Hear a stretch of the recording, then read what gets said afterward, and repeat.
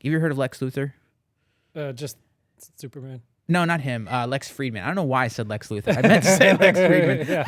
Yeah. But have you seen his podcast? Yeah. Very chill. He starts out with a book recommendation. Yeah. So he goes on like a 5-minute monologue on why he likes a particular book, and then we listen to him have this interview with the author, or even Joe Rogan's. Like they're just chilling, chatting, and then it just rolls right into it. He does have a small intro. Joe's versus Lex's though, like Lex purposely, like he says that he subdues himself. Correct. Yeah.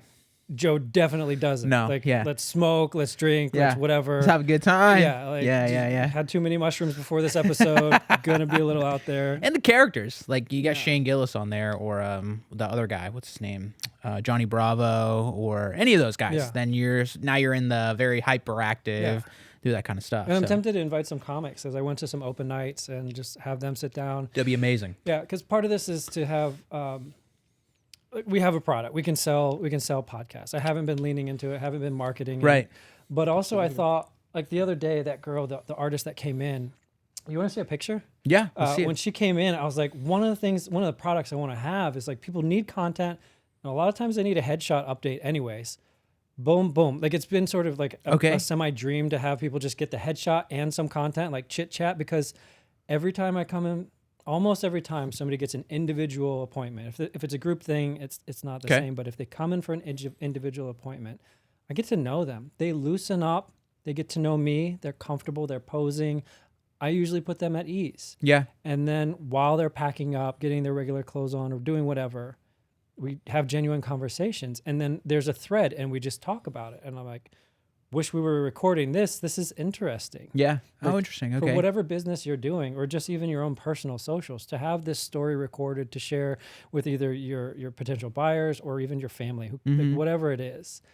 That happens so often. And so now I'm just like, I'll just make a push and just make that happen. Yeah. Heck yeah. Yeah. So I'll pull up. Shouldn't be too far away, and if it takes more than 30 seconds, you want to give me a timer? Yeah. If it takes more than 30 seconds. I don't even have a second watch on this thing. I guess I'll definitely have to edit this. What's actually really crazy about this watch is it does have the analog, but I typically end up keeping the bottom screen on the bottom there as the timing. Nice. So I'm switching it to the dates. I'm going to be forced to look at the thing now. Oh, I saw her the other day. Yeah. Okay. So yeah. she was in here. Nice. Got a couple of these. These are obviously not my traditional Very headshots. cyberpunk. Yeah. So she was doing cyberpunk for whatever. She's got a show coming up. Cool. Yeah. So anyway, that's part of the reason. But just so this isn't your like launching a show of your own. This is really just you're trying to encourage more clients, customers to use your podcast studio. And right now we're just workshopping to make sure the scene works right, the mics work right. Or are you trying to start a show? I'm kind of starting a show. You are starting a show. Okay, great. That's awesome. So this isn't like official episode 1. Sure. R&D. But who knows what will happen. Like if I decide I don't want to require myself to post the full thing of anything, right? Okay. So it may be edited, especially if you say something that you're like, can you not put that out there? Like, okay, good. Yeah. I'll tell you like, hey, we need to cut that. Yeah. Yeah. But maybe I'm just being self-conscious. Like actually the moment we talk about putting out the full episode, now I'm monitoring every word. I'm like, is this interesting? And judging it. I can't think. I just got cloudy. Oh, interesting. Okay. Yeah. What I've found it to be the most valuable out of the podcast format is it's so elongated that there will be moments where the substance of the conversation is not to the highest point in caliber. Yeah. Like when you look at an 8-minute YouTube video, or like when I watch a lot of Joe Rogan segments, the majority of the segments I watch of his are YouTube clips. And so it's an 8-minute segment of a 4-hour-long podcast. And that's the true meat and potatoes of whatever they were talking about for that particular episode. And so I kind of, well, it's your show, so you get to choose how you want to do this, really. But I kind of like the fact that it's raw and unrefined and that it takes 45 minutes for a group of people to get into the real subject matter of whatever they were meeting for in the first place. Yeah. You kind of need that. You probably know Jordan B. Peterson. Yeah. He takes not doing very well. He's old. But he eats a lot of meat. Let me do this for you. Yeah. I want to put it here so that it's not blocking your face and it's not going to catch the closest. For whatever reason, I thought this is not going to catch me, but it's probably a pretty sensitive mic. I'm sure it'll hear me. Sensitive mic, and then that way, like when you go, I need it like right in front of me for whatever reason. That's just how I instinctively feel that way. Do you need to talk about that? What was that motion again? Yeah. You're talking about the mic, right? Yes, exactly. All right, this is an adult show now. I heard something about there was some weight to that, I'm pretty sure, with vapes, like nicotine vapes. And the reason they're shaped as phallic as they are, for lack of a better word, is apparently there is some weight to that theory of instinctively children suck on a binky. Yeah. And so from a very young age, you are taught to have something in your hand that you can stick into your mouth and suck on for a little bit. And, that paired with the nicotine added addictive element to it, it makes it for a powerful combination. All right, I'll get some flavored mic covers then. Yeah, 100%. Just in case. That would be crazy. It'd be crazy if they make that. Yeah, well, new product. But to the point I was making with Jordan, he takes forever to make a point sometimes. But oftentimes, like the 9 minutes of contextual information he just gave you makes this 30-second soundbite of what he just said make so much more sense because he gave you all of that clarifying context. Yeah. So to your point about being like brain foggy or trying to decide, do I keep this? Do I edit that? Do I keep this? It's almost like in the aggregate, it's not going to matter. Yeah. You know, it's more about which segments do you want to, the better way to think about it, I think, would almost be which segments of this hour do I want to clip up and make its own thing? That's really the better way to think about it, more than condensing the ums and uhs and empty spaces in a podcast. Yeah. And for me and my personal desires, like one of the things that I like is that this can be a seed. Like some of the things that I wanted to ask you were just about your favorite parts of St. Pete, your favorite neighborhoods. Like whenever you get a listing in that neighborhood, you're like, oh, this is cool. I can show them these places. They're gonna love the whole area. They're gonna love the amenities. They're gonna love whatever. So like, or the nearby restaurants, or like, what do you like to show to your clients? And then so like we talk about it, but then like I can go out, like we can have the podcasting moment, but I can show these places. Yeah.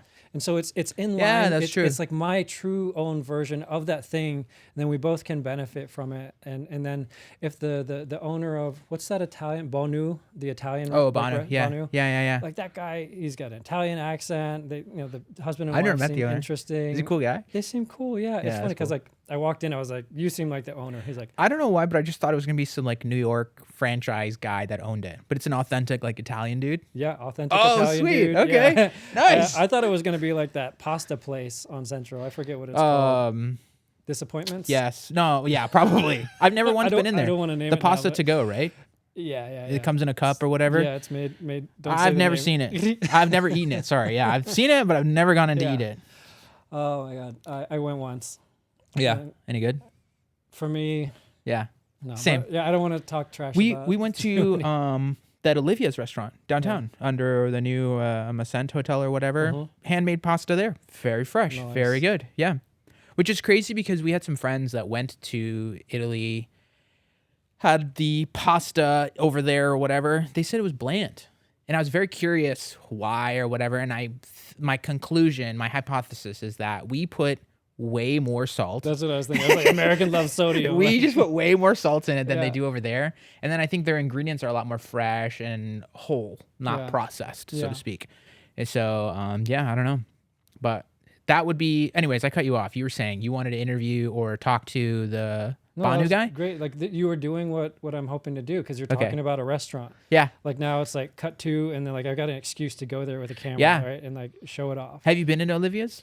No, I don't even know where it is. Ascent is. It's the Hilton Hotel downtown. The AC, the new big blue building right there. Okay. And then right at the corner of it is the Olivia's restaurant. As soon as you walk in, right to the left, there's like a big glass window, and there's a guy making pasta every day, which is great because even if you don't go in the restaurant, because the window is inside and on the street, so you can just walk by seeing a guy making pasta now.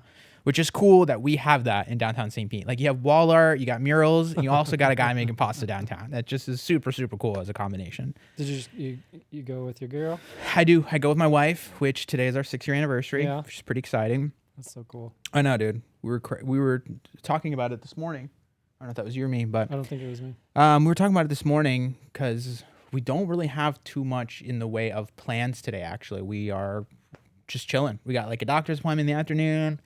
Maybe think about going to the beach. Maybe do some dinner. Tomorrow we're going to the Jonas Brothers, which would be nice. But what's your favorite beach? That's a loaded question. And why aren't you going? There's no way that I would be able to answer that in a simple and concise manner. What I could do is give you my top 3 beaches, and then I can tell you why I like each of them for which occasion, and then That hopefully that makes more sense. I want to buy a home in Old Northeast. Where are you going to show me a beach? You're not a beach lover. You can be a beach lover, but you don't love the beach that much if you're buying a home in Old Northeast. I want a home by Tyrone. Tyrone's still not a beach lover. You need to be Seminole, Largo, Bel Air, Bluffs, Clearwater, even Dunedin. Even if you're a true, I want to live by the beach, but maybe not right on it, so to speak.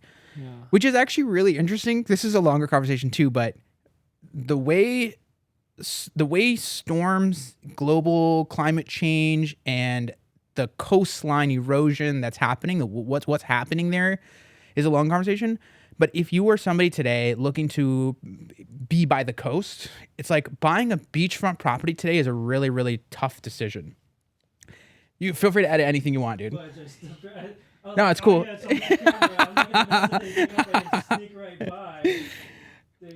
But what is it you're editing? I'm lowering the gain on the mics just in case we do go high and it does clip. I don't have like a backup. So, okay, yeah. Right. Yeah. Plus, I don't know. I know you mentioned your other person maybe is a little more muted when they were talking, but I'm pretty loud. Yeah. This would be how I'd have to work very hard. Yeah. To speak at this volume and be this muted. I'm just naturally an animated person, Good. Even at home when I'm talking Especially to my wife. When you say hi, my name is. Yeah, exactly. So, but yeah, so going back to the question, favorite beach. So there's multiple layers to this, right? So if I have family from out of town, they've never been here before, they've live in a landlocked state, or like my family's from India, and so I don't know if you've ever been to Bombay. You've been to Juhu Beach. Juhu Beach in India is a very nice beach for India. It has sand. It's clean. You can get in the water and not be contaminated with bacteria or whatever. It's very close to the gateway of India and everything over there. It's a very nice little area, but it is nothing compared to Clearwater. So if I have out of area family, they've never been to the state before, they've never been to Florida before, not really familiar with beach lifestyle, we're going to Clearwater Beach. I don't like it there. I think it's a little too commercialized. Yeah. I mean, right across is a Hooters and an Applebee's and a CVS and 9 different hotels. Yeah. And so it's all very generic. You're not going to feel like you're in Florida. You're just going to feel like you're at a beach and you got all your comforts that you would get in whatever state you're coming from, most likely. Yeah.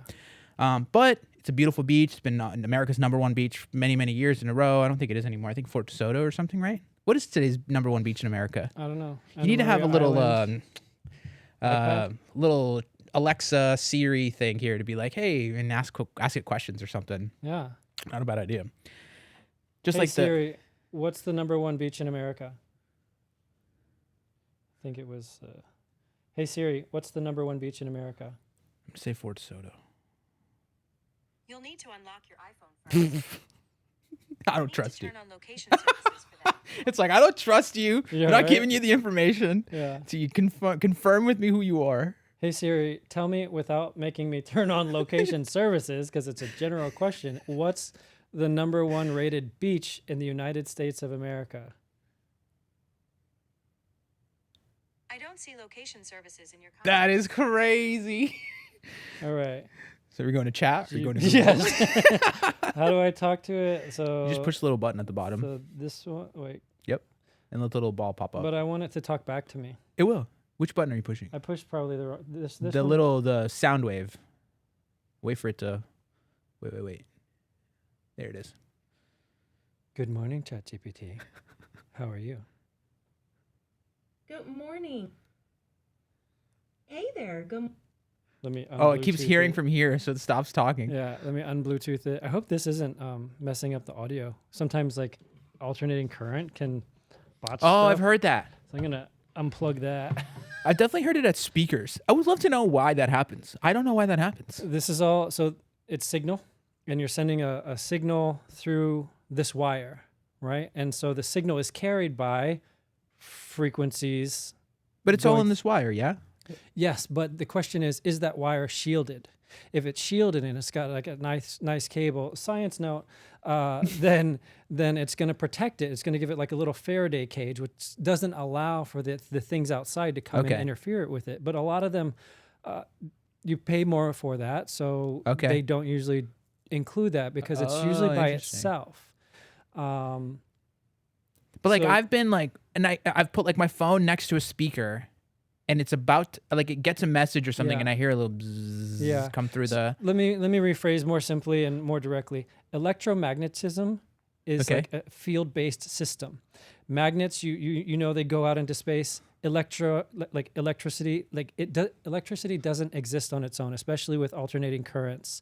So it exists in a field around that wire, and so Interesting. that wire can affect things beyond its housings because it is like a field system that's moving and generating, and it causes interference. And that's what okay. does it, because Okay. it sort of gives a push through another thing. Interesting. It can just travel through the air. Interesting. Yeah. Okay. So let's try It's like this. my wife is calling me. Why? Once more. What does she want? Hi, GPT. What's the #1 rated beach in America?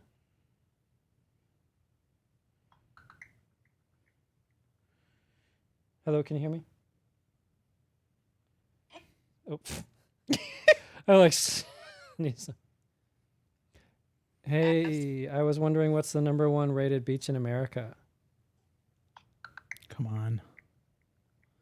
Sure. As of 2025, the #1 rated beach in America is actually Cooper's Beach in Southampton, New York. So that's the current top pick. No. Yeah, what but you're the- gonna tell us the real #1 beach in America that's Check my somewhere near TripAdvisor. St. Pete. According to TripAdvisor. Absolutely. So if we're talking about the real gem near St. Pete, then yep, it's definitely going to be somewhere like St. Pete Beach or maybe Clearwater Beach.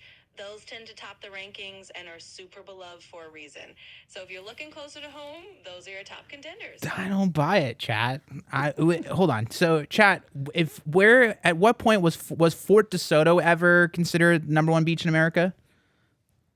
Yeah, absolutely. So Fort DeSoto actually has had its moment in the spotlight. It's been named one of America's top beaches a few times in the past. I think back in the early 2000s, it actually snagged that #1 spot on a few lists. So it's definitely had some national recognition. I and must it's be still reading considered one of the best some around the St. Pete inaccurate area. articles. Where in New York is there a beach? I don't understand. Biased stuff. Yeah, man. there's very little coastline, is there not, in New York State? Where's the coastline? I don't know. It's the city. Where's the beach there? Unless the Hamptons. They call it the shore. So I don't know. That's all I know. And That's crazy. anytime I've been in New York, I haven't been tempted to go to the water. Never have I Like, also. Stay in the yeah. city. Like, Completely unrelated note to our beach conversation, but I will tell you, we love New York. We've been going to New York. We went twice in last year. This year we went to Boston and Chicago. I love Boston and Chicago. I love Boston and Chicago so much more. So much more. Cleaner, better parks, more organized, cheaper to fly into, which is crazy. Cheaper to Yeah. stay in, which is crazy. New York still has its own culture. There's a scene there. There's an energy about it that you really cannot replicate anywhere else. Truly is a 24-hour location. yeah. But as far as a place to visit for a long time last year, especially the second time when we went back, we were really considering it as a place to get like a vacation home or something. We can't afford it. We're not that rich. But in the future, we do want to eventually get to a point where we could have something like that. Yeah. We were looking at New York. We went to Chicago, and in a heartbeat, we're like, no, I think we like Chicago more. Then we went to Boston, and all of a sudden, just like that, we were like, oh, I think we want to go to live in Boston more. So I don't know where we'll end up settling in terms of like we called it not summer birds, not snowbirds, but summer birds. Okay. And we thought about going to summer birding in some of those areas there, because Yeah. in the winter we like it in Florida. Obviously, we like living here, Yeah. but we do want a vacation home. I don't know if it would be a log cabin on a lake type thing, or if it would be like a condo in downtown or something like that. But that's definitely more our speed, as we've found through our travels lately. Okay. That's pretty cool. That's exciting. Would you Airbnb it out while you're gone, or what? Maybe. Depends. Maybe we'd have some friends we would buy it with or something like that. And so that would make it a lot easier. I don't know Sure. what is happening here, but I'm going to put this on stop bothering me. Hopefully that works. What's your favorite, like, dream investment type of opportunity? Commercial Commercial real estate? commercial real estate, little strip mall plaza, Yeah. or like a Publix and a Hungry Howie's Yeah. or something like that in there. And maybe like a Chinese food place, a little mixed martial arts studio, something like that. So you're going to be the guy who You know who hikes Ben up the Mala rent is? after 3? No. Hopefully not. Do you know who Ben Mala is? Yeah. I've seen a sign for one of his buildings somewhere. He's a big YouTube guy. He's Yeah. a big commercial real estate investor guy. Yeah. Sorry. You talk like this. I can't even do it. Yeah. I need to hear him, then I can do Yeah, he's a character. He should be famous on YouTube, I think, because he Yeah. does have a very unique talent in that manner. It's just the way he speaks and the way he approaches things. Very successful, also commercial real estate. My dad's a big commercial real estate guy. He has multiple warehouses and strip malls and stuff like that. And so yeah, dream investment, something like that, probably. Okay. Maybe I would consider like a little KOA campground just for shits and giggles That's nice. for fun, you know? Yeah, campgrounds, parking places, and then somebody Parking lot. Come on, dude. You can't go wrong with that. Somebody pointed me towards like land that you can grow trees that people cut down and pay you. Dude, I've done some deals for that. Yeah. Which is surprising because I remember the appraiser had to value the pine. It was a particular type of pine. I forgot it now. But this is in Gainesville. It was in Alachua, so like a little north of Gainesville. Yeah. But I had a client.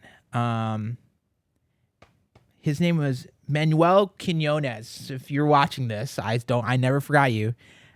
He was a travel nurse. This is in 2017, 2018 or whatever. This is before COVID, so travel nursing was not as popular, but it was still a thing. He bought 30 acres. The home was on 2. Yeah. There was 4 acres for farm, like he had chicken coops and stuff, and then the remaining 24 acres, 25 acres, whatever it was all pine trees. Yeah. And it had been cut a little over a decade before he bought it. Damn, it's been a decade now. So I wonder how long. Now it's been 20 years. Okay, how many trees have gone through there? I have no idea. Well, they had said at the time, the seller had said they come once every 12 to 16 years. It just depends. I don't know the full story on this stuff. Yeah. So don't take it as truth. But it's supposedly like every 2 decades, close to that they come out every 20 years and cut the trees and replant them or whatever. So they must be maturing now. And we were trying to figure out how much, because the appraiser has to value that land somehow. And so the acreage, you can go by acreage, which is what the appraiser ended up doing. And it's still underappraised. And so then we had to kind of go back and fight the appraisal. Man, this is so many years ago. I cannot remember what we ended up doing. I wish I did, because we had to do the research. And I had to call, I don't even know who I called. I think I called a lumber company to try to get an idea. And they put me in touch with someone who buys the trees, basically cuts them and takes them to their place up there. Loggers. A logger, essentially, which is so wild for a real estate agent. Just the amount of research you have to do sometimes. You think you want to be knowledgeable in like plumbing and electrical. Yeah. But I'm calling loggers to try to value some land. You know? You can tell the age of a tree just by exactly. sniffing the air. This is a tundra tree. Ready for harvest. Yeah, you can tell by the leaves. Yeah. I'm trying to think what we ended up valuing them. I cannot tell you off the top of my head. I want to say it was like nothing crazy though. I think for the entire 25 acres, his trees after they were mature would have been like 15 grand, 10 to 15 grand. It wasn't much for what the trees were worth after harvest. Which kind of makes sense because a piece of paper is pretty cheap, and I don't know, the process. There's a lot of work that goes into making something out of it. Correct, exactly. And I think at scale, it can be done very cheap and efficiently in that manner. And then there's just an abundance of forests now. 15K per harvest he gets? Per harvest, yeah. Which is every 20 years, which isn't much. If you think of like if you got a loan on a property and then like rented it out though, and like what your margins are, and then repairs and everything. I mean. Well, I mean, 15K over 20 years isn't great. Oh, okay, 20 years, sorry. Because it's every harvest, and the tree's got to get to that height or whatever, or the maturity. Yeah. Well, but this is 25 acres. If you had 250 acres, you just made 10 times that. So then you're talking 200 grand, and there's no house on that. That's just farmland that maybe is sitting around. And in Florida, if you have an ag exemption, if you put trees on it or farm animals, you're not even paying property taxes. Nice. So you can just own a massive parcel of land in a rural area, wait 20 years, sell the wood. So now it's been cleared. Yeah. Potentially that area has now developed to an area where you could potentially build homes on that land. Mm-hmm. And you just made your 200 grand, which is probably the purchase price of that land 20 years ago. Yeah, nice. So there's benefits all around in that. I just don't know that there's enough meat on the bone for a, typical investor. If we were to compare it to a rental property. Yeah. Rental property is going to capture a lot more appreciation depending on where it is and the cash flow every month. Yeah, 100%. You'll notice this, which it was kind of ironic, but kind of funny at the same time. If you go to downtown, not downtown Orlando, but the iDrive area of Orlando and the Lake Buena Vista area, Disney Springs area, you'll drive down, you'll see a hotel on your left, cows on your right. And the main reason they do it is because that is prime real estate right next to Disneyland, right next to the International Drive in Orlando, but they are not paying property taxes on it because there's a cow there. It's an agricultural land. It's a huge benefit. It makes sense, and I get why Florida does it. But that's kind of why you'll see some really interesting situations where it's like farm animals right next to developed property. It's because they're getting that exemption. The last hotel I was at on the way to North Carolina. Yeah. They're like from the 5th floor, I could see tractor over there. Yeah. Just open plain. There you go. Yeah. I have clients that, especially in Gainesville, when we're doing the acreage stuff, we would teach them that, not teach them, but we would inform them or educate them on how they could save on property taxes. So they buy a mobile home on 12 acres, 20 acres, and the full 20 acres is residential zoning. And you're just paying property taxes on 19 acres or 11 acres that you're not really using as residentially zoned property. It's not like you're building homes on it or doing residential related activities. So getting the parcel subdivided is not very difficult. It's one survey, $400. Yeah. And then going and planting palm trees or tomatoes or getting a couple goats or some horses and throwing them on there, you've now classified yourself as agricultural property. And so they go from paying residential property taxes on 20 acres to just to one and saving themselves. So it's cool. It's cool. It's a cool benefit. You know what I mean? And I'm glad that people are doing it, at least now, especially because property taxes, I'm sure, have skyrocketed in the state. Jeez. They're talking about getting rid of them, which would be crazy. Yeah, I heard that. That would be... where's it going to come from, though? Well, the last 2 years that I've gone to Tallahassee and I've spoken with officials up there, like key officials at the top, and the message is the same.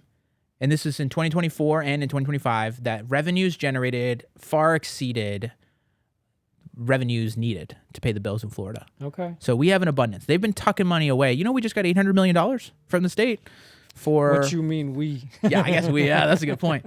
But I don't know how much of that was federal money versus state money. But I know at the state level, we have an abundance of funds. And they have been tucking money away for particular situations like disaster recovery funds, state of emergency funds, replenishing certain imbalances.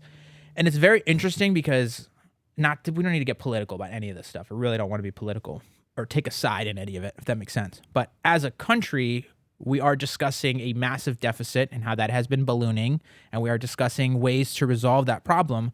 But on a more localized level as a state, we are experiencing a time of abundance. There are more people moving here than ever before. Property taxes are higher than ever. Property values are higher than ever before.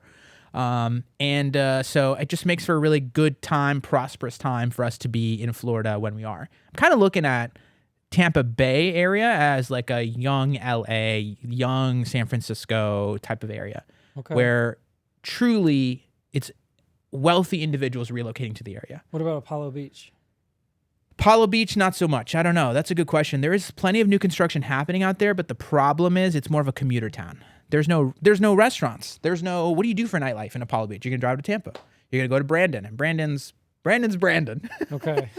Or you're going to go to Lakewood Ranch. You're going to come the other way down. Yeah. But Apollo Beach, Ruskin, all that area there, there's nothing other than just being really close to town. It's really popping cheap. Up though. Parish is where I was living. Oh yeah. And so you just see everything. Yeah. It was felt weird because like I felt like the strategy was like have the highway, dig in a certain amount, start some homes there, and you got all these like regular homes and nicer homes and whatever, and then after everything's developed, the stores, the schools, the fire department, and everything, then like the more affordable housing comes in. Yep. And then, am I wrong about that? Like, is that no? the general 100%. plan? Well, you have to keep in mind like, when we're talking about like the 2015s, right, post 2008.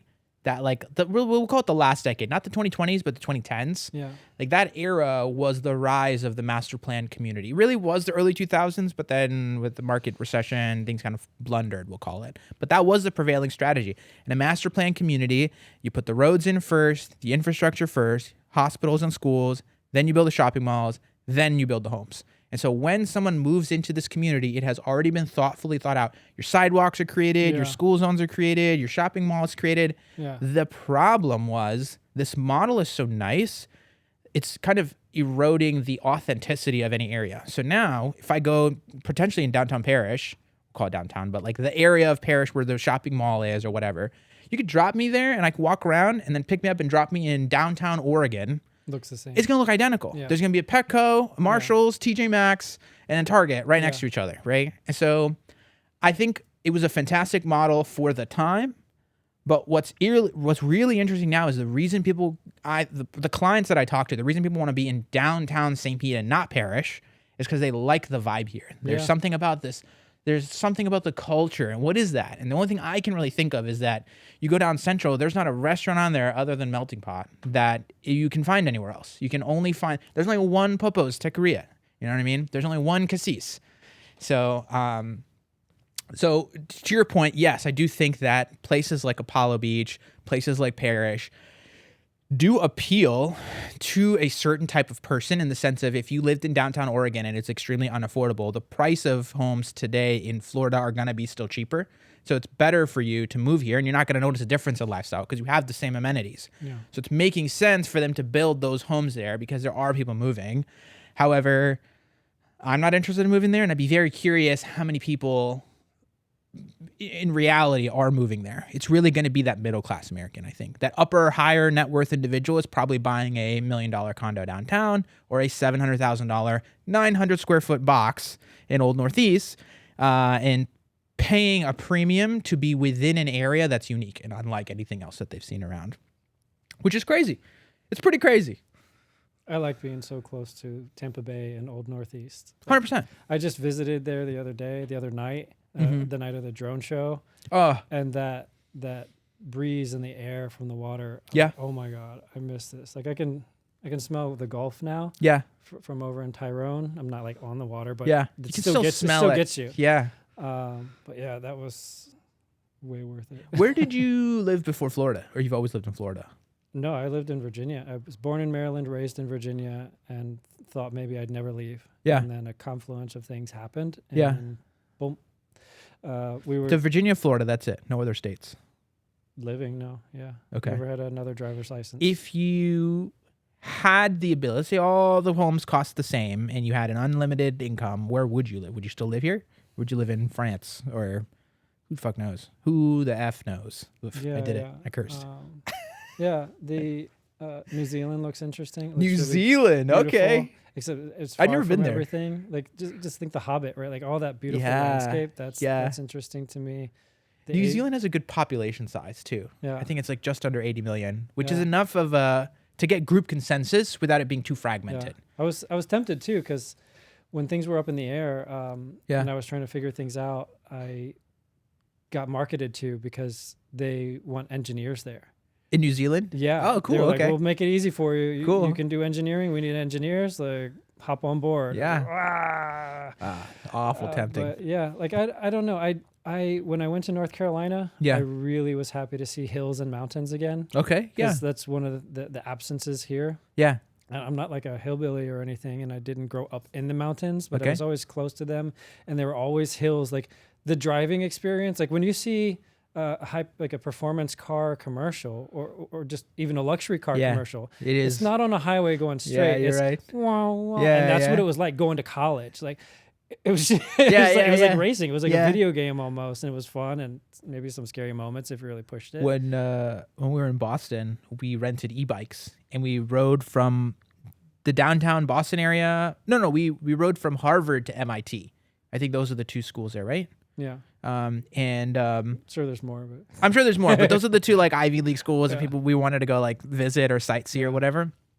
And riding the bike between the two schools was so scenic for the hills because it was like a windy road, tight houses, and then you made this left and it's like a downhill thing and I can see out all around. Yeah. So you can kind of see all the homes. There's this nice like river that it follows and everything. Fall season, it was just last month. So like the colors are starting to change. One of the things Boston has done really well that I think Chicago did not do really well, or just they have their own preferences, we'll call it. But Boston protected their waterfront area in the sense of they really did not build anything tall by the water. So everything by the water is height limited, maybe 5 stories. That seems to be a killer move for St. Pete too. It's working really well in my opinion. And I think, dude, I wish I had a picture pulled up.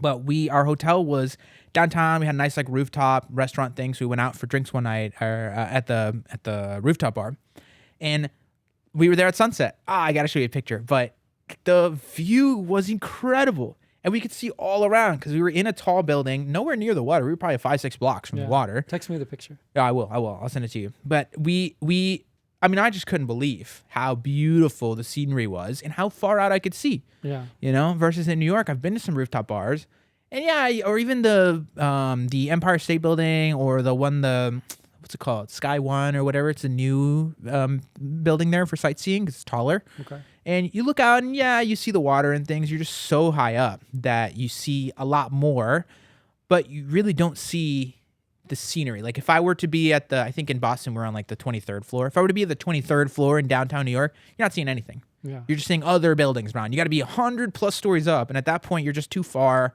from the ground for it to be like beautiful, if that makes sense. Yeah. So same thing in Clearwater, actually. I've shown some condos in Clearwater where we're on the 23rd, 24th floor, and you're right up on the beach. But like to stoop out, you're like looking down at your feet almost, you know, to see the water, really. And it just doesn't make sense. Like you want to be on the 3rd floor. 2nd floor to 4th floor is really the optimum beach condo space. Because you don't want to be right on the ground, but 2nd, 3rd, and 4th is close enough that you can kind of feel like you can just walk right out onto it almost, you know? And the 3rd and 4th, you start to get a little too high up. Yeah. But 2nd floor, there's a couple condos I've shown where 2nd and 3rd floor is just the right height where even from inside the condo, you can't see the pool, which is right in front of the building. Yeah. You just can't see it. So all you see out your balcony is beach line and beach. And when you walk out, then you look down, you see, you know, you got your hotel amenities or condo amenities or whatever. So yeah, optimal. If anyone's looking to buy a condo, optimal floors, 2nd to 4th. Or if you need a feng shui floor height expert. Yes, exactly. Mustafa's your guy. Exactly. I've got an elevation stick with me, Checking. checking the air temperatures. You want me to ask you any questions? Prompt you with anything? No, I was really just down to I love it. try it out. This was a lot of fun. This is cool. Yeah. How long has it been? 40 minutes? Maybe. I guess since we started Where recording. does it say that? There it is. At the bottom right there. Yeah. So yeah, you definitely had some quotables like my brain was like, don't say anything, don't say anything, don't say anything when you were talking about converting to agriculture and putting goats and stuff. I was like, oh, solid tip. But yeah, 100%. Yeah. Is there something that, so I don't want to, like, I like having positivity if we can. Okay. So if we can put a positive spin on this, what I want to ask you is like, is there something that you see happening with people listing their homes? Like, and you don't have to name any names, but like an activity, you're like, oh man, like those sellers aren't being handled right. If only their agent would do this, and this, or like their best practices that you see. So it doesn't have to be a complaint, but like an opportunity for improvement or a best practice that you've seen. That's a great question. And I mean, I'm sure if I took more time and thought, I could probably word this better, but I think the most simple way to express is I just don't think people put enough effort into preparing their home for sale. You know, you got a car you want to sell, you go out, you get it detailed, and that's fine for most people, you know what I mean? But I think what's really more beneficial is to call a mechanic, come out, have them look at the engine, do the same thing with your house, get an inspection. That $200 up front saves you from the inspector of the buyer coming in and telling them that this $100 item is actually $1,000. And now it's a negotiating point for them. The reality is a lot of folks just focus on the photos and the marketing, and they talk to their agent, what are you going to do to make sure my property sells? And that's great and all. But if your property isn't in the most pristine condition, the best position that it can be in, you're going to struggle. And that's been the number one thing that's made it a lot easier for us with the clients that we've worked with and the listings that we've had great success with is we do our inspections ahead of time. We set a budget when we go into our listing appointments. We say, hey, look, here's the price. Here's our fees. Here's what we think is the marketing strategy for this particular listing. What is the budget that you've set aside in order to make sure that this thing is prepared for the sale? And we have that conversation. You got to have something. Maybe it's $100 and all we do is we do some landscaping up front. That's fine. But making sure that you take an intentional eye and have somebody go through the property and sort of foresee what are going to be obstacles for the next buyer. Hugely important. On top of that is the pricing. I think the hardest thing right now for anybody is to detach the mindset of the market being what it was. You know, I gave this analogy a long time ago. We're talking like 2023 as the market, the interest rates were kind of rising upwards. If you consider the activity though, like correct. The amount of activity in that amount of time has been there's just so much. Exactly. Like a long time. And so everyone was like, market's crashing, bubble, bubble, bubble. And I don't know that was true then. I don't think it's true now. I gave the analogy of we were during COVID going 140 miles an hour down the highway. And now we've slammed on the brakes to now go only 80 miles an hour. And that feels dramatically slower than where we were. Yeah. But the speed limit has always been 55 miles an hour. So since then, no one's put their foot on the gas and we've just been coasting, and we're down to that 55 miles an hour now. If we were to keep using that analogy, we are in the marketplace now where median sale price is down from October. So from October of 25 to October of 24, just looking back, the sale prices have come down 10%. So when I talk to sellers, they'll show me a listing on Zillow that sold in January for 100,000, easy number. And they'll say, okay, I can point to that comparable and say that sold for 100. I want 100 for my house. But what they're not taking into account is the market has come down 10%. Yeah. So the reality is it's not worth 100. It's worth 98, 95 maybe. And the home that they want to purchase has come down too. And the home that they want to purchase has come down too. Very, very true. So that's been a hard conversation, is people have enough equity on the table to list at what we would consider a competitive price. Yeah. But for this reason of it was worth so much more, I'm already taking an L, I'm going to try it for this higher price. So if I can give an easy analogy on this, okay? And tell me if I'm getting long-winded. But let's say in January, your home was worth $550. In January of 2024, at the height of everything, we'll call it, it was worth $550. And today I'm telling you it's only worth $475. You're looking at me thinking, oh, wow, I've lost $75,000 in value, but we're completely ignoring the fact that you paid $200,000 for this house in COVID. Yeah. So you have made plenty of equity. You have plenty of profit, even at $475. But you're just looking back 12 months and say, wow, I've lost $75,000 in value. I don't want to list at $475. I want to list at $499. Let's try it at that price first. And I think there's studies on that too. People's sense of losing something. It's like a technique to get people to play street card money. Like the sense of loss. Now they need to get that back, and now they're fully in. Correct. It's a weird mental trick. It is. And oftentimes the agents are prepared enough. We're not going to walk away from all listings that are unrealistic, but if a seller and I are more than, for arbitrary numbers, we'll say more than 10% off on price, I'm not going to be able to take that listing because I'm not confident that I can deliver enough value to you. That will make sense for you to pay me the fees that we're owed, what we think we're worth, and for you to get a result that you're looking for. I don't want to pay marketing and start doing open houses and mailers and door knocking for a listing that's overpriced. I have to justify that to the buyer I'm trying to recruit for you. You know what I mean? So, okay, 10%. 10% is probably an aggressive number. I mean, if a home was $250 and they wanted to do $225 or $275 or something, I'm okay with that.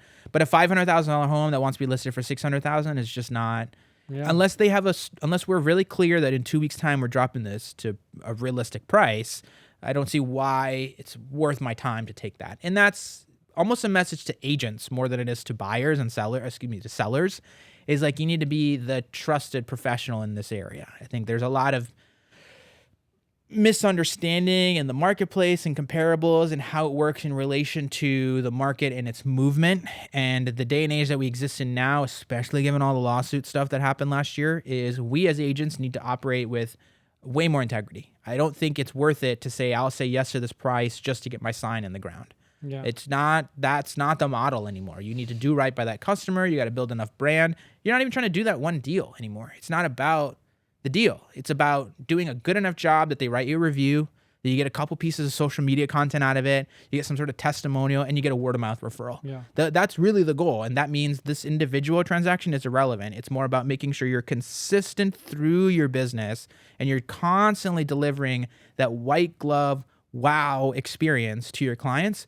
Otherwise, you might do this one deal, you get the sign, you might get lucky with somebody who overpays for that house too. Yeah. But in the longevity of this all, it's not going to work. On a further note, don't kill me for asking this. Yeah. This is for you, Dan. My buddy Dan in Virginia wants to sell his home by himself. Okay. He's like, what am I really paying a realtor for? Yeah. And so I started to try to tell him stuff. Yeah. And he wanted me to do photos. I was like, I can do the photos, but the contracts, I don't know about all the contracts, and then just even pricing your home. Yeah. What you may pay to a realtor versus what you may lose by botching that one. Right. Right. Sure, you can get your own comps or try to look at stuff and try to figure out based on whatever you understand. Right. But as your first time. Right. With what between, I don't know, what is it, 500 to $1 million? Yeah. I don't know how much. Well, here's what I'll do, and I'll let you in on a very I'll let you in on a secret that most agents probably don't want you to know. It's that it's totally possible to sell your house on your own. It really is. Yeah. It is totally possible in today's day and age. There's enough resources out there. You can tell ChatGPT to be your agent instead and give it a nice prompt. Say, here's my property. Give me the exact steps that I need to do. There's LegalZoom. There's ChatGPT that can be your lawyer and write up the contract for you. There's flat fee brokerages. There's a la carte agents that will offer you a menu of services. It's totally possible. The reality is whether or not you actually want to do that, right? I mean, it's totally possible to go to the restaurant and get your food, but you're going to order it from DoorDash. Why? What's the reason there? Convenience. Time. Wait, you don't mean cook it at home? No, cook it at home is different. I think you can order food from the restaurant and pick it up yourself, or you can hire someone to go pick it up for you, and you're going to pay a little premium. That $1 donut from Dunkin' is actually $1.25 on DoorDash, which is crazy. People don't realize it. I don't know why they don't realize it, but when they do Shopify, or not Shopify, what's the one that gets your groceries delivered to your house? Yeah, there's a Instacart. Instacart. Yeah. Like if you Like a a gallon caravan. of milk is $5.50 on there. It's $4 at the actual store. So there's markups on it. It's just you're not shopping. It's showing up directly at your house. And so the reality is with what an agent can provide you in services today is a couple different things, but I would say the biggest benefit to you is convenience. You get your time back. You don't think about it. You don't take photos. Somebody else is taking it for you. Someone just told you to get out of your house at this time, right? We take care of the contracts. We take care of the marketing. We take care of the negotiations. We take care of the repairs. We take care of making sure it gets to closing. And all of that is stuff, none of it's rocket science. It's all pretty rudimentary, especially given the tools that we have today as agents. Yeah. And those tools are not exclusive to agents. I use ChatGPT when I want to do marketing posts or when I want to come up with a script for a door knocking weekend or something like that. Yeah. So it's not like we've got something that's very exclusive in that manner. I would say the biggest determining factor separate from the convenience element of it would be the individual agent's experience. And so someone like our company, we're a top producing brokerage in our marketplace, top 1%. I've been in the business 10 years, sold $70, $80 million in real estate at this point. And so there's a lot of transactional knowledge that I have, i.e. the getting an inspection before you put your market listing on the market, that we can then use to essentially get your property sold in a situation where maybe you wouldn't have been able to do it on your own. I'll give you a great example of this. We had a condo in Dunedin, and the HOA was giving the sellers some friction. They were having some struggles. They were considering selling it themselves. They ultimately ended up not doing it and listing with us. And we had a deal where the financing was extremely tricky. It took multiple calls to the HOA. The HOA was managed by a larger umbrella property management company based out of Orlando. I had to get a hold of them, get multiple emails. We had to get their HOA insurance policy, then get a hold of the board member who was in charge of this particular HOA from the Orlando office to make some adjustments to the insurance policy to make sure that the entire community conformed to what normal lending regulations were. This is a very, like we're talking about with the wood stuff, with the loggers, it's like I'm now reviewing insurance policies for associations and understanding what the guidelines are for Fannie Mae and Freddie Mac and trying to get an HOA president to adjust the HOA rules in insurance policies so that you can get financing. And by doing that, we helped that one individual owner. But what we did now was make that entire community eligible for financing. Yeah. Right? Everybody's property values went up because now someone can get financing. It's not a cash-only place. Did you get some basis points for the loan too? I should have. Instead, I just felt really good about my job. But my point is your agent, you could sell that condo on your own to a cash buyer, but are you really going to go through that effort of trying to get the HOA converted? Probably not. It's a lot of time and effort. That's really where I think we're worth what we're worth. What about if you combine the time and the headache, and you could put a value to that plus whatever you get paid? Mm-hmm. You think they earn it back easily? Do you know what I mean? Help me understand better. So if I put the time in, let's start with just money. Having a realtor versus doing it themselves. Better odds of like let's say you get 3%. It's like 3 or 6%, right? Depending on how we're gonna look at things.